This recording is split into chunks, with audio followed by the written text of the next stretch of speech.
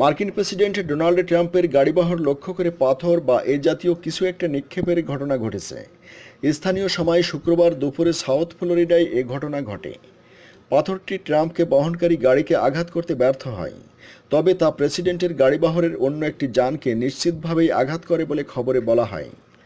যুক্তরাষ্ট্রের কেন্দ্রীয় আইন প্রয়োগকারী সংস্থা ইউএসএসএস এ ঘটনার তদন্ত করছে। একই দিন সকালের দিকে সাউথ ক্যারোলিনার চার্লেস্টনে বোয়িং কোম্পানির একটি নতুন এয়ারক্রাফট উন্মুক্ত করে বক্তব্য রাখেন ট্রাম্প। সেখান থেকে বিমানে করে ফ্লোরিডার পাম বিচ আন্তর্জাতিক বিমানবন্দরে পৌঁছান তিনি।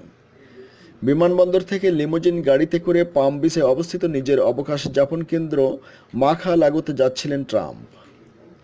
তখনই তার গাড়িবহর লক্ষ্য করে পাথর নিক্ষেপের ঘটনা ঘটে। পাম বিচের এই অবকাশ যাপন কেন্দ্রেই সাপ্তাহিক ছুটির দিন কাটাবেন ট্রাম্প। পাশাপাশি স্থানীয় সময় গতকাল দুপুরে অরল্যান্ডোর পার্শ্ববর্তী একটি বিমানবন্দরে প্রচারাভিযান ধাঁচের একটি সমাবেশে তার ভাষণ দেওয়ার কথা রয়েছে। ইউএসএসএস এক বিবৃতিতে জানায়, তারা নিশ্চিত যে পাথর বা এ ধরনের কিছু একটা ট্রাম্পের গাড়িবহর লক্ষ্য করে নিক্ষেপ করা হয়েছে। Washington Times.